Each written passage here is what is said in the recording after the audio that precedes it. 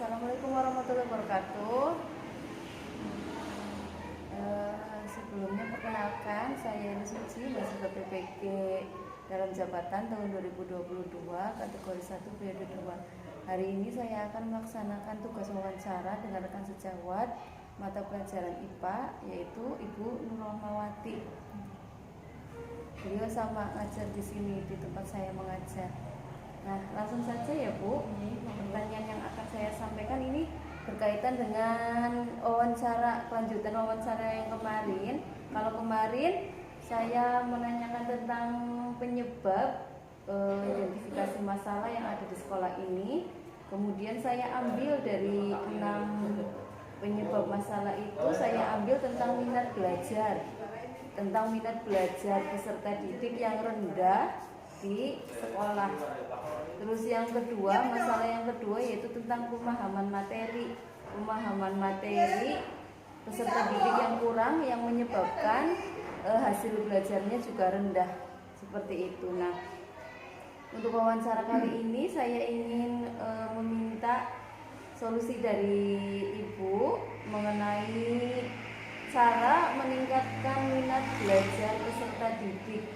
Seperti yang kemarin kita tahu bahwa minat belajar peserta didik di sekolah kita itu rendah. Kira-kira solusi apa Ibu yang bisa kita lakukan agar meningkatkan minat belajar peserta didik? Untuk minat belajar peserta didik itu menyangkut dari motivasi yang pertama. Motivasi yang pertama yaitu motivasi dalam diri anak itu sendiri. Dia punya motivasi enggak untuk belajar lebih giat lagi, untuk meningkatkan prestasinya, itu dari dalam diri. Yang kedua itu motivasi dari orang tua. Nih, terkadang ada anak yang dia karena tidak digerak-gerak sama orang tua untuk belajar, maka dia tidak belajar. Contohnya saja kemarin saya memanggil beberapa anak yang jarang sekali berangkat, ada 3 kali berangkat nggak ada izin, saya panggil orang tuanya melalui surat, tapi hanya beberapa saja yang datang. Itu membuktikan bahwa motivasi dari orang tua kurang, perhatian dari orang tua juga kurang, karena di rumah mungkin orang tuanya sudah capek bekerja, akhirnya dia sibuk dengan pekerjaannya, istirahat dan segala macam, terkadang juga lupa mengingatkan, memotivasi anak untuk belajar. Yang ketiga yaitu motivasi dari pihak guru motivasi, ya mungkin selama pembelajaran, sebelum pembelajaran guru motivasi, ayo belajar, menemukan berbagai persoalan yang ada. Terkadang juga anak bisa termotivasi dengan guru, bisa juga termotivasi dengan dirinya dan juga lingkungan yang ada di rumah. Itu yang mempengaruhi minat belajar peserta didik, mungkin seperti itu kalau menurut saya. Jadi gabunganlah antara minat siswa, kemudian dorongan dari orang tua, dan juga dorongan dari guru yang ada di kelas. Nah, untuk yang kedua ini Bu, minat belajar peserta didik itu juga bisa karena model gurunya ya Bu, untuk mengajarkan dalam proses monoton ceramah. Kira-kira menurut Ibu model pembelajaran inovatif yang paling cocok untuk meningkatkan minat belajar peserta didik itu apa saja?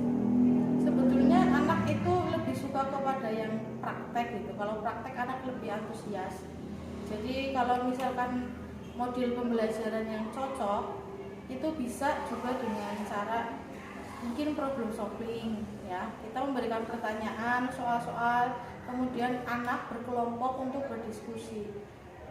Kembali lagi, anak juga kan kadang ada yang termotivasi dengan yang namanya diskusi, ada yang mungkin ada beberapa anak yang terlihat cuek, biar saja teman yang lain untuk mengerjakan gitu.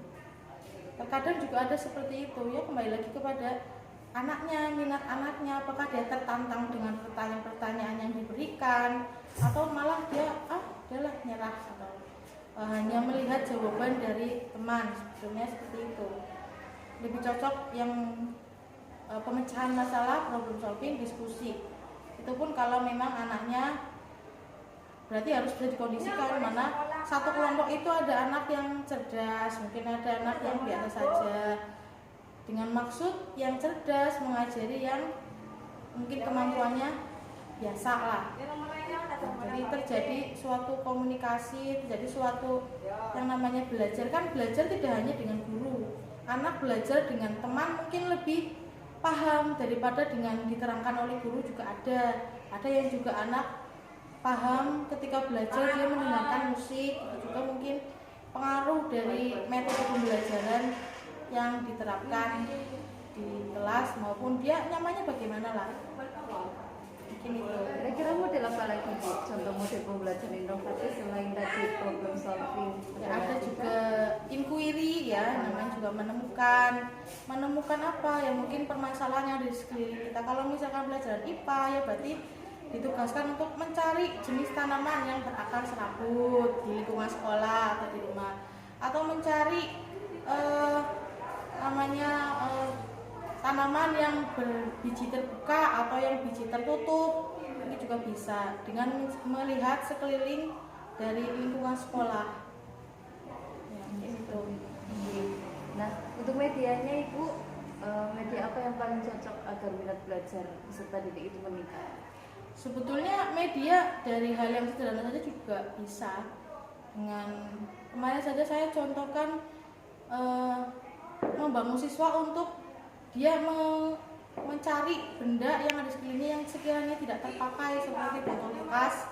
Terus saya gunakan untuk ayo praktek menanam. Yang salah satunya ya untuk satu anak itu bisa memperhatikan bagaimana cara memanfaatkan barang bekas, tidak hanya cuma pakai buang. Terus juga mungkin metode supaya mengajar anak supaya dia bisa, oh iya saya mau menanam, memotivasi anak untuk menanam. Kalau menanam berarti dia harus mempunyai tanggung jawab. Menanam ya berarti dia harus menyiram. Kalau nggak menyiram ya hasilnya gagal. Ya, kemarin ada juga yang, Bu saya lupa nyiram Bu, akhirnya tanamannya tidak tumbuh juga ada. Seperti itu. Jadi itu kan kalau media yang ada di sekitar ya Bu. Kalau media interaktifnya, contohnya seperti apa? Interaktif, ya selama ini memang belum pernah saya media interaktif yang seperti kayak LCD, belum pernah. Ya karena mungkin keterbatasan alat dan yang ada di sekitar kita mungkin tuh.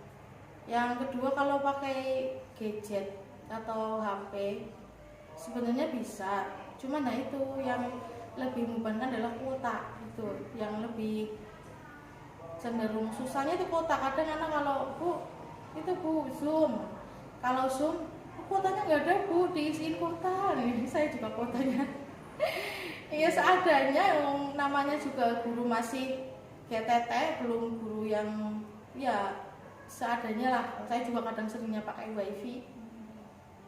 Keterbatasan itu mungkin. Untuk yang selanjutnya, pertanyaannya selanjutnya ini mengenai masalah yang saya ambil yang kedua, yaitu tentang peserta didik itu mengalami kesulitan dalam memahami materi yang disampaikan oleh guru. Seperti itu. Kira-kira solusi apa ini yang bisa kita ambil untuk mengatasi kesulitan memahami materi oleh peserta didik? Kalau memahami materi peserta didik susah kan otomatis berpengaruh pada hasil belajar ya Bu, otomatis hasil belajarnya rendah. Kira-kira menurut Ibu solusinya apa? Upaya apa yang harus kita lakukan, ataukah model-model apa yang harus kita terapkan di dalam kelas untuk meningkatkan pemahaman materi terhadap peserta didik? Sebetulnya kalau misalkan setelah ngajar besoknya ada pelajaran IPA lagi, saya sering tanya, kemarin kita belajar ini ya, masih ingat nggak ini masalahnya tentang apa, ini pengertiannya apa? Dengan menggali-gali pengetahuan siswa yang kemarin itu dia sudah paham atau belum yang seperti yang saya jelaskan.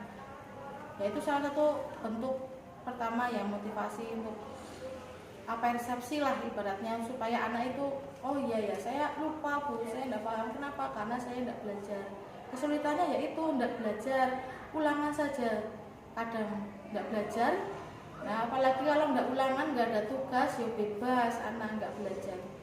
Nah ini perannya kembali lagi ke orang tuanya, apakah di rumah. Kalau kita kan sebagai guru hanya keterbatasan di lingkungan sekolah, belajar hanya dari jam 7 mungkin sampai jam 1. Nah kalau di rumah kan mungkin lebih banyak waktu dengan orang tua. Nah, orang tuanya itu kadang kalau orang tua yang perhatian, ya pasti dia memperhatikan, tanya ada PR enggak, belajar nak, belajar. Tapi kalau memang orang tuanya sudah capek dengan pekerjaan, tidak gidak-gidak anaknya untuk belajar, ya akibatnya nggak belajar, akhirnya lupa, belajar selanjutnya juga lupa. Biasanya ya saya lihat kalau selama hasil belajar ini kok anak kok nggak paham, katanya kenapa nggak paham, nggak belajar. Itu masalahnya sebetulnya. Kalau semua mau di pembelajaran, kalau anaknya itu ada kemauan untuk belajar, saya kira cocok-cocok saja untuk semua anak. Kembali lagi pada minatnya yang sangat kurang untuk belajar. Jadi untuk modelnya mungkin hampir sama ya Bu, dengan untuk meningkatkan minat belajar sama memahami materi itu haruskah sama ataukah modelnya bisa berbeda? Model itu sebetulnya tergantung dari materinya ya. Kadang ada juga materi yang butuh ceramah, ada yang butuh praktek supaya anak itu lebih bagus. Seperti kayak pengukuran mungkin kita hanya menjelaskan, oh ini cara mengukurnya dengan gambar seperti ini. Lalu anak juga sebetulnya butuh praktek dengan alatnya sendiri. Makanya kemarin saya ke lab, cuman mungkin keterbatasan alat tadi, alatnya cuma satu dan ternyata susah untuk dibuka, rusak. Yang penting saya dilihatkan ke anak, ini seperti ini yang namanya jangka sorong, mungkin alatnya sedikit rusak jadi nggak bisa dibuka, maka yang penting anak sudah tahu cara membacanya lewat gambar. Mungkin itu saja yang bisa saya wawancara dengan Ibu Nurrohmawati. Terima kasih atas waktu yang diberikan untuk sesi wawancara ini ya Bu ya. Terima kasih. Saya akhiri. Assalamualaikum warahmatullahi wabarakatuh.